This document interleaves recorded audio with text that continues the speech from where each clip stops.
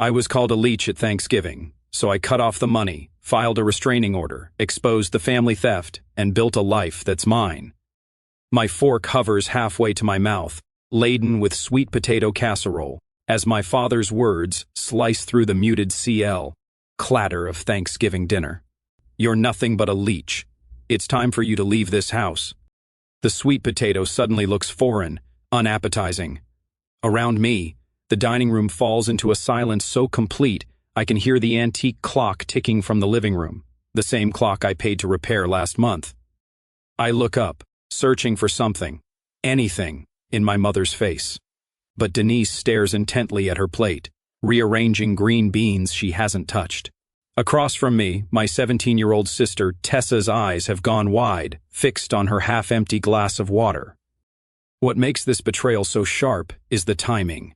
I spent the entire morning in the kitchen, basting the turkey, whipping potatoes, and baking 3 different pies while they watched football.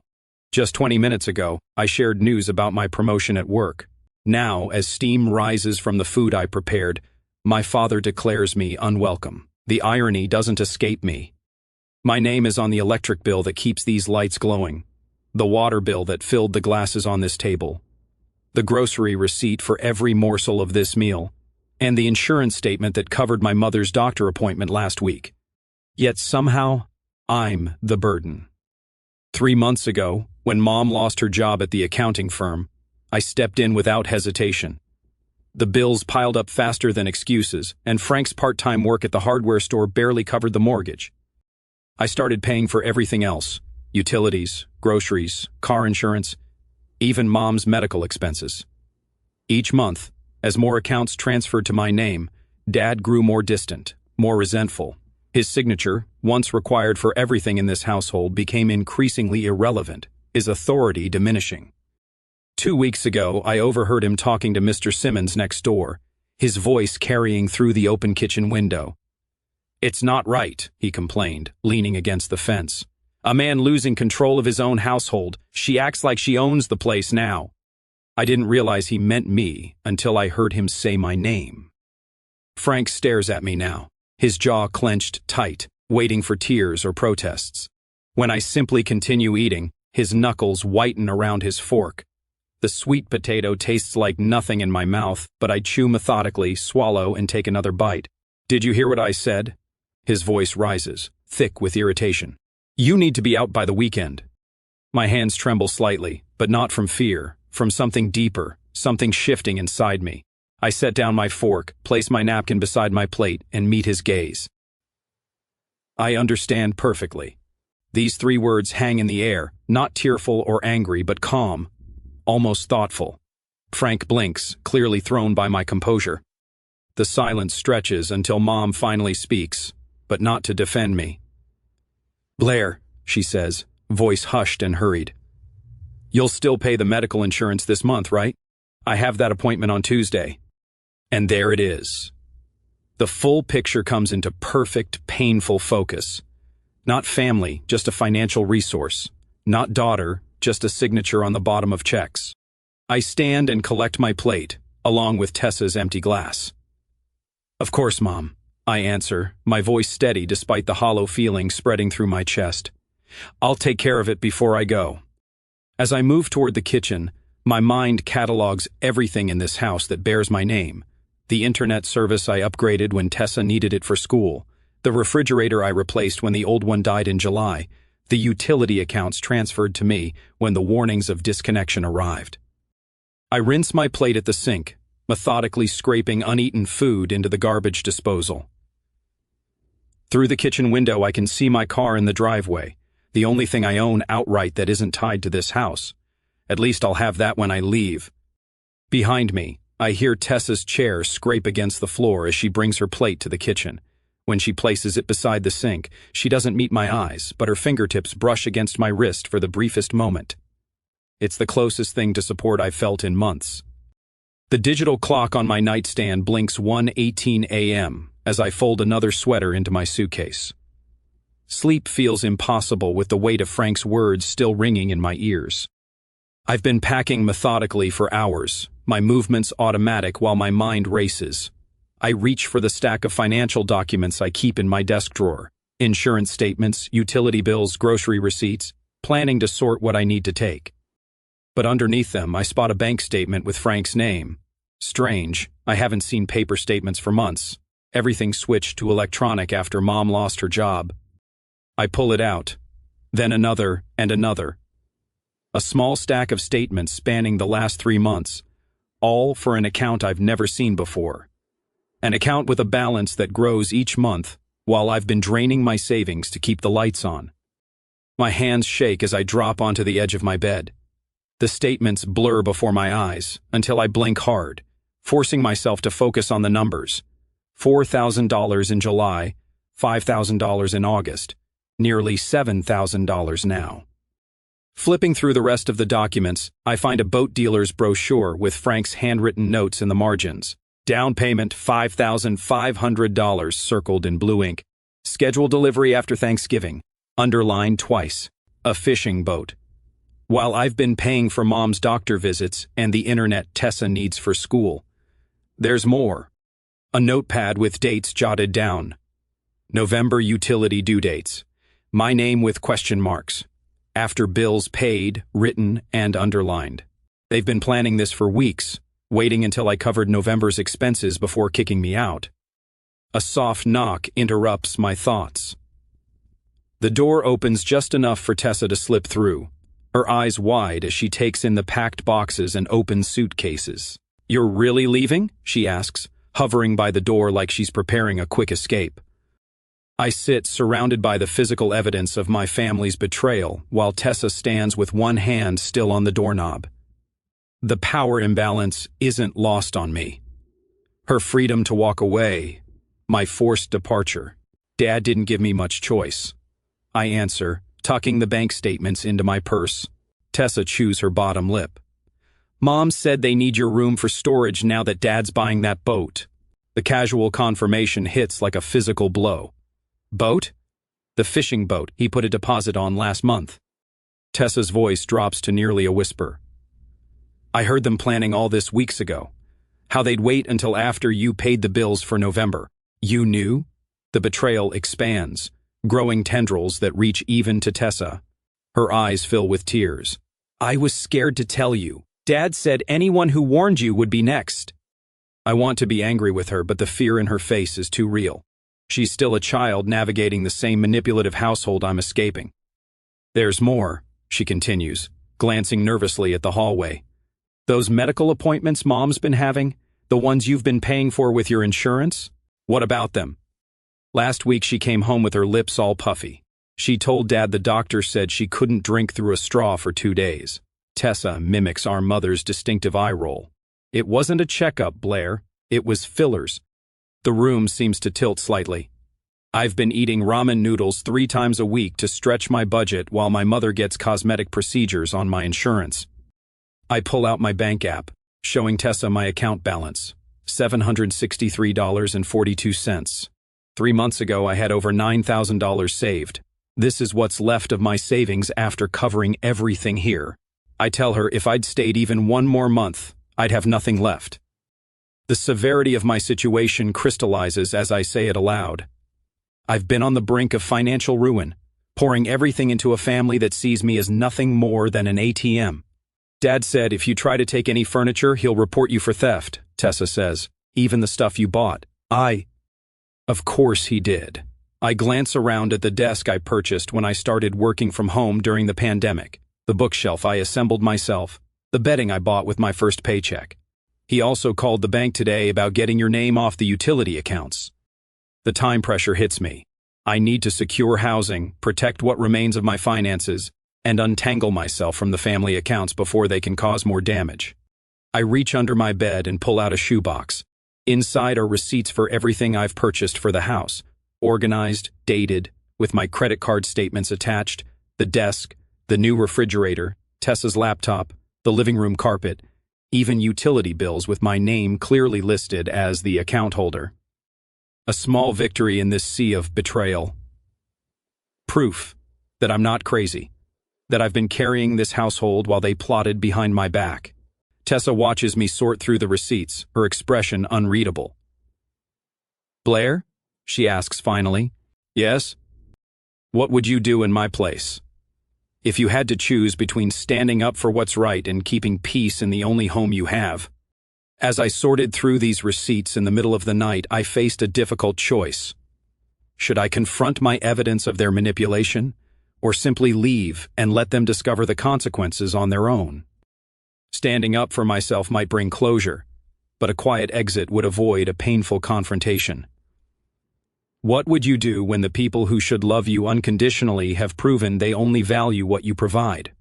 I look at my sister, caught in the same toxic environment I'm escaping, and realize I don't have an easy answer for either of us.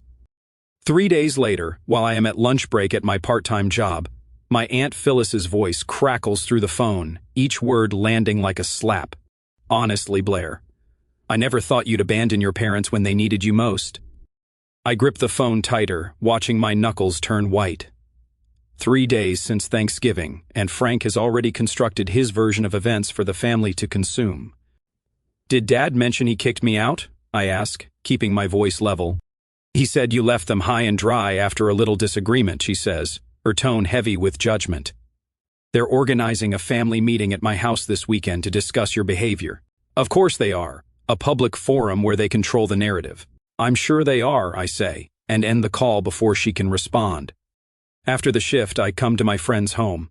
I sink onto the edge of Drew's pull-out couch, now my temporary bed. My entire life sits in 4 hastily packed boxes and 2 suitcases stacked against the wall. Everything I couldn't fit waits in my car downstairs. 25 years reduced to what I could grab in 2 frantic hours while my parents were at church on Sunday. My phone buzzes again. Another text from a cousin who's heard I've broken Mom's heart. I don't open it. The constant notifications have created a new anxiety. Each alert sends my heart racing, wondering which relative will attack next. When Drew returns from her shift at the hospital, she finds me cross-legged on the floor, surrounded by paperwork. Operation Financial Freedom? Going well? She asks, dropping her bag by the door. Almost done. I tap my pen against a notebook filled with account numbers. I've canceled the automatic payments for their utilities, removed myself from their cell phone plan, and called to take my name off their internet service. What I don't say is how the customer service representative laughed when I explained that yes, I was voluntarily removing myself from financial responsibility for my parents' bills. Good, Drew says, settling beside me. Your parents can figure out their own mess. The weight of starting over presses against my chest. My savings account shows a balance that would make most financial advisors wince. 3 months of covering my family's expenses has left me with barely enough for a security deposit on my own place, let alone first and last month's rent. You sure your roommate doesn't mind me crashing here? I ask. Max. He's thrilled to have. The front door swings open, and Max bursts in with his enormous golden retriever bounding ahead of him. Blair, Max announces. You have to meet the world's worst therapist, but he works for treats. He tosses a tennis ball across the apartment, and Baxter launches after it, all flailing paws and wagging tail. The dog returns, dropping the slobbery ball in my lap with expectant eyes. He thinks you need this more than he does, Max says, his expression serious despite the ridiculousness of the moment. Sometimes the best therapy has 4 legs and terrible breath. When Baxter nudges my hand with his wet nose, I find myself laughing for the first time in days.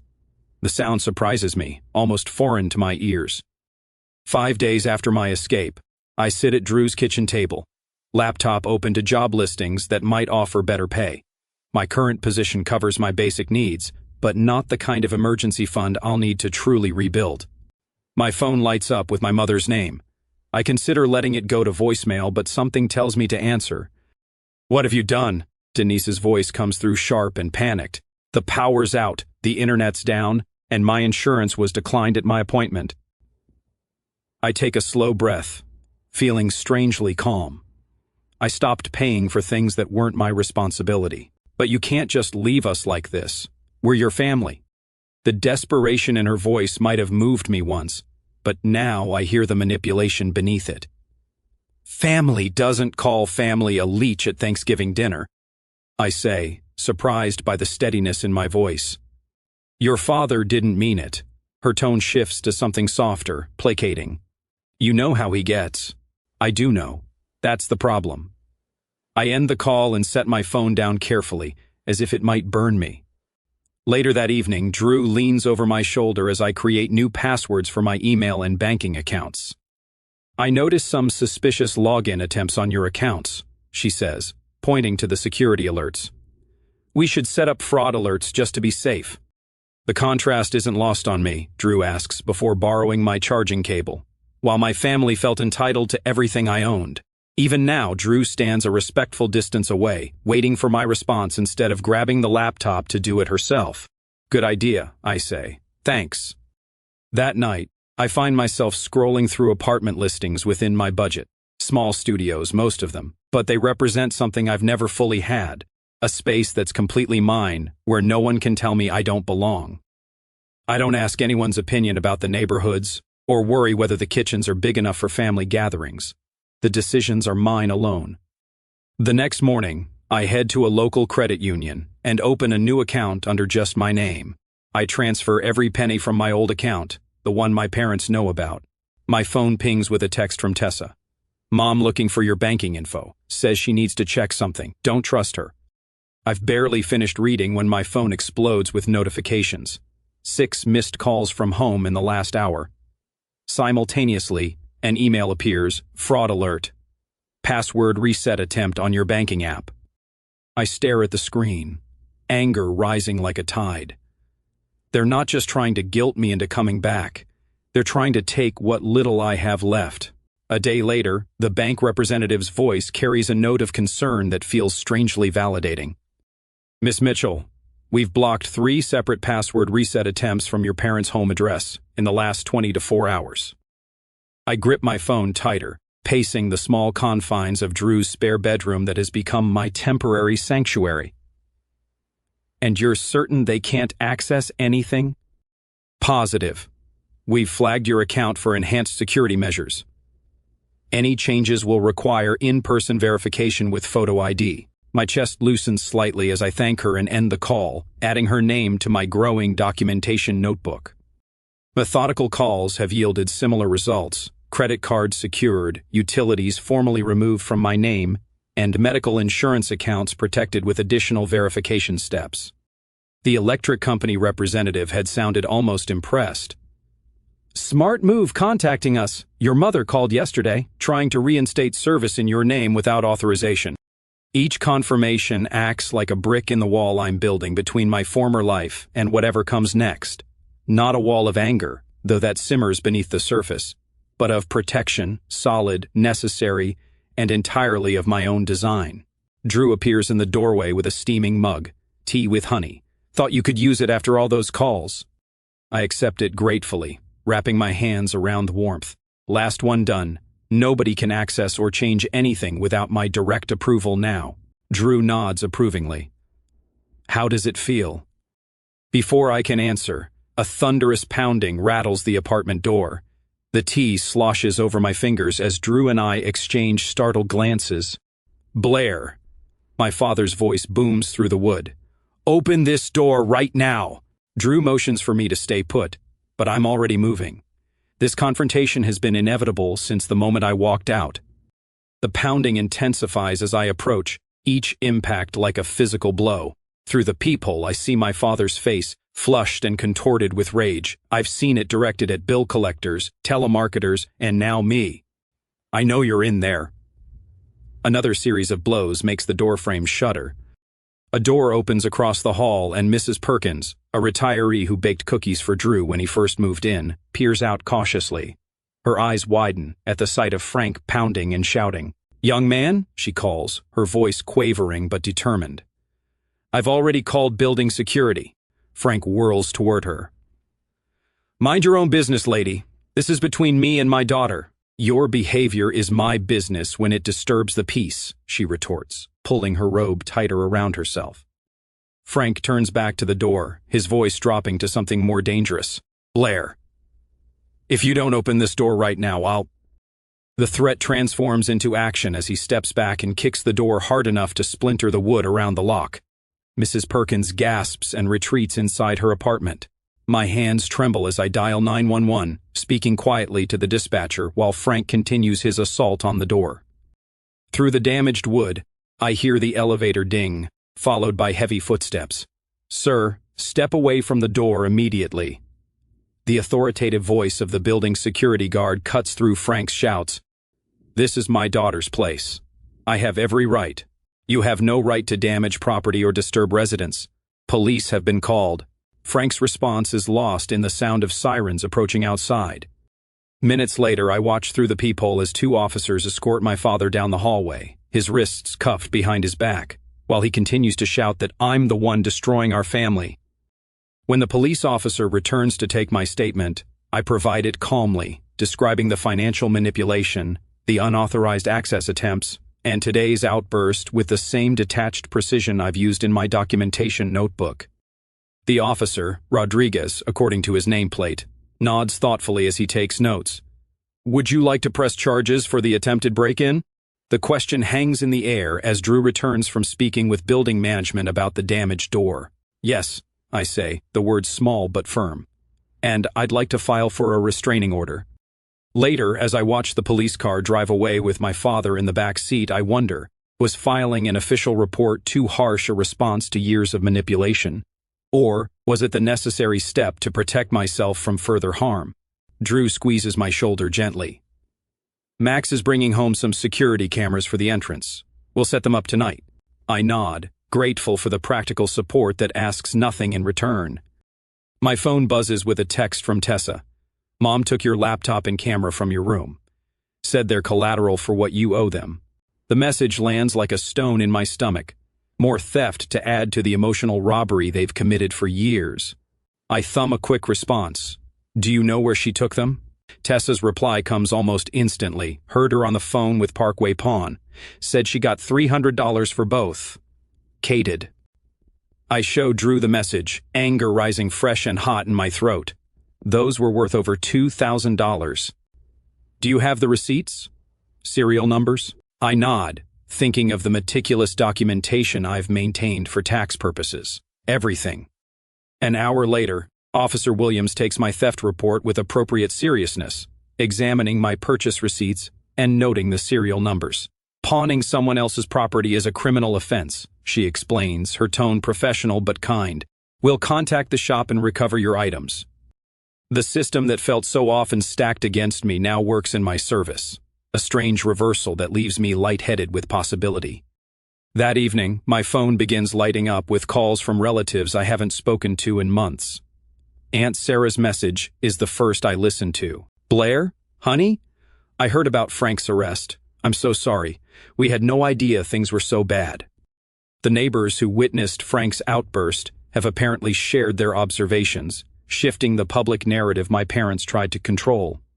The story is spreading, cracks forming in the facade my parents constructed. As I help Max mount the security camera above Drew's door, another text from my mother arrives. The casual entitlement of her words makes my jaw clench. "I had to pawn your camera and laptop to cover the electric bill you left us with. Parkway Pawn on 4th Street. You owe me $300 plus interest. Inke." I pass the phone to Drew, who reads it and shakes her head in disbelief. "The delusion is almost impressive," she mutters, handing it back. I save the message as evidence, my anger not at her audacity, but at how long I allowed myself to believe I deserved such treatment. The revelation settles into determination as I finish securing the camera that will capture any future attempts to invade the new boundaries I've built. This time, I'm the one watching. My phone vibrates against the coffee table, my mother's name flashing on the screen. "I've been waiting for this call." 3 days since I filed the police report about my stolen laptop and camera. And finally, they're ready to negotiate. "Blair?" Mom's voice trembles slightly. "I've been thinking about everything and I want to propose a compromise." I say nothing, letting the silence stretch between us. In the background, I hear the television playing the same game show that used to fill our living room every weekday at this hour. "If you drop that ridiculous theft report, you can come back home." She pauses, clears her throat. "We'll let you continue living here, of course. Your room is still exactly as you left it." The rehearsed quality of her words is unmistakable. I picture Dad hovering nearby, nodding approval at her performance. "And Blair?" she continues when I don't respond. "I think we should discuss your state of mind lately. Frank and I are concerned that you might be having some kind of breakdown. That's something our friends and family would understand better than what you're claiming happened. The threat lands with perfect clarity. Drop the charges, or be labeled unstable." I take a slow breath. "I have copies of every bill I've paid for the last 6 months," I say, my voice steady. "I have bank statements showing transfers to your account. I have text messages asking me to pay for your cosmetic procedures that you claimed were medical necessities." I pause. "Would you like me to present all of that as evidence?" The silence on the other end tells me everything I need to know. The next morning, Officer Williams follows my car to my parents' house. Her police cruiser parked in the driveway sends a clear message to the neighbors who've been fed my father's lies. As we walk to the front door, I notice curtains twitching in windows across the street. Mom answers the door, her smile faltering when she sees the officer. "Mrs. Mitchell," Officer Williams says, "I'm here to accompany Blair while she retrieves her remaining belongings." Inside, the house feels smaller than I remember. Mom hovers nearby as I head straight for my bedroom, Officer Williams following close behind. I've prepared copies of all my financial contributions. I tell the officer, handing her a folder I've been compiling. Utilities, groceries, medical bills, the new refrigerator I purchased in July, all with receipts. Officer Williams flips through the pages, her eyebrows rising. "You paid for all of this while living here?" "Yes, for the past 6 months, since my mother lost her job." Mom appears in the doorway, arms crossed. "That furniture belongs to the family, Blair. You can't just take everything." I pull a stack of receipts from my bag and hold them up. "I have receipts for everything I'm taking. Would you like to see them?" Officer Williams studies my mother's face, then glances back at the financial records. The surprise in her eyes is unmistakable. "Mrs. Mitchell, these documents show your daughter has been supporting this household almost entirely on her own." Mom's mouth opens, then closes. She retreats down the hallway without another word.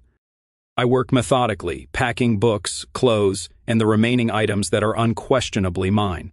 Through my bedroom window, I can see the neighbors watching from their porches, pretending to water plants or check mail. Let them see. Let them know the truth. When the last box is loaded into my car, I turn to lock the front door one final time.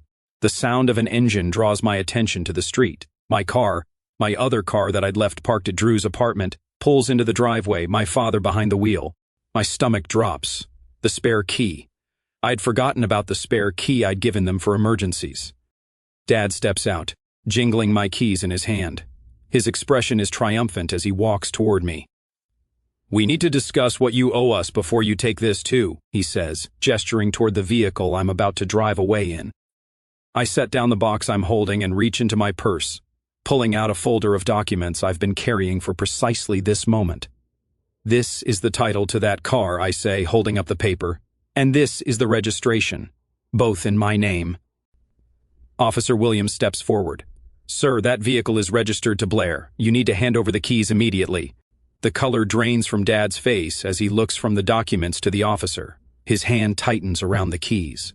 "I paid for her college, her braces, 18 years of—" "The keys, Mr. Mitchell." Officer Williams extends her hand. Slowly, Dad's fingers uncurl. The keys drop into the officer's palm with a soft jingle.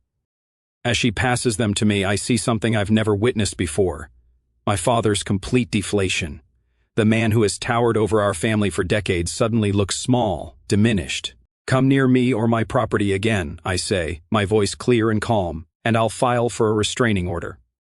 I slide into my car, adjust the mirror, and turn the key. As I pull away from the curb, I see the neighbors still watching, witnesses to the final act of our family drama. Mrs. Henderson from next door doesn't even pretend to be checking her mailbox anymore. She stands on her lawn, phone in hand, no doubt already spreading the news. In my rearview mirror, Tessa appears in the doorway. She's caught between worlds. One foot in the house where our parents remain, one hand raised in a tentative wave to me. Her face reflects both sorrow and something else. Admiration, perhaps. The strength she hasn't yet found for herself. I'm 3 blocks away when my phone buzzes with a text. Tessa, they're blaming me now. What do I do?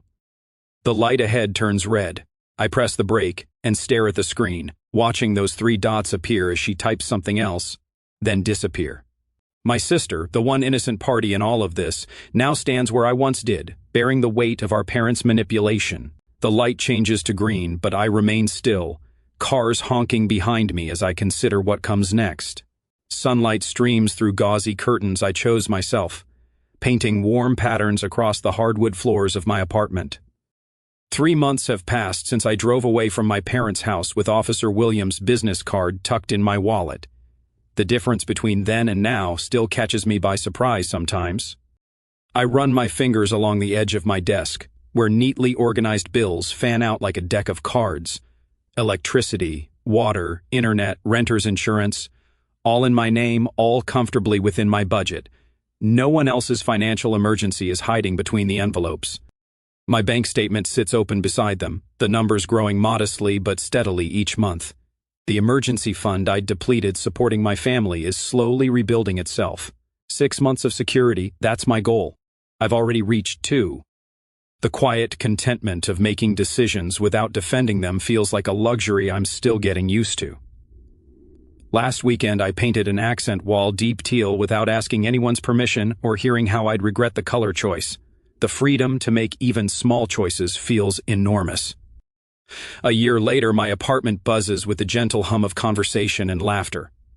I slide a golden brown turkey onto my dining table, smaller than last year's but cooked to perfection. The irony of hosting Thanksgiving isn't lost on me. "Can I help with anything?" Tessa asks, hovering uncertainly by the kitchen counter. My sister looks different now. Taller somehow, though she hasn't grown an inch. Maybe it's the confidence she's developing away from our parents' shadow. "Your company is contribution enough," I tell her, the words flowing naturally. How different from the tally of expenses I once kept in my head, measuring my worth by what I provided. I move around my space with an ease that would have seemed impossible last November. The dishes don't match perfectly, the table is secondhand, but everything here is genuinely mine, chosen with care rather than acquired through obligation. Drew raises her glass as we settle around the table. "To found family and boundaries worth keeping." Max and Tessa lift their glasses in response. My sister has flourished since moving into her college dorm 3 months ago. I helped her navigate financial aid forms and housing applications, knowledge from my own journey becoming stepping stones for hers. Later, as Tessa and I sort through scholarship applications at my kitchen counter, she mentions the latest family update. "They lost the house last month," she says quietly. "Dad's still blaming the bank, the economy, everyone but himself. They're staying with Uncle Rick, but he's already dropping hints about them finding their own place." I nod, glancing at the stack of unopened letters on my bookshelf. 5 envelopes, all from my parents, all unread. Setting boundaries doesn't mean I don't sometimes wonder what they say. "They still blame you for everything," Tessa continues, her pen tapping against the scholarship form. "But honestly, they're just facing what would have happened anyway. Your money was just postponing the inevitable." I help her highlight a key section on the housing assistance application, thinking about choices and consequences. As I helped Tessa build her independent life, I sometimes wondered if I should respond to my parents' attempts to reconnect. Is maintaining complete separation the healthiest choice when family has betrayed you so deeply, or is there value in allowing limited contact on your own terms? What would you do when those who should have protected you want back into your life after you've finally found peace without them?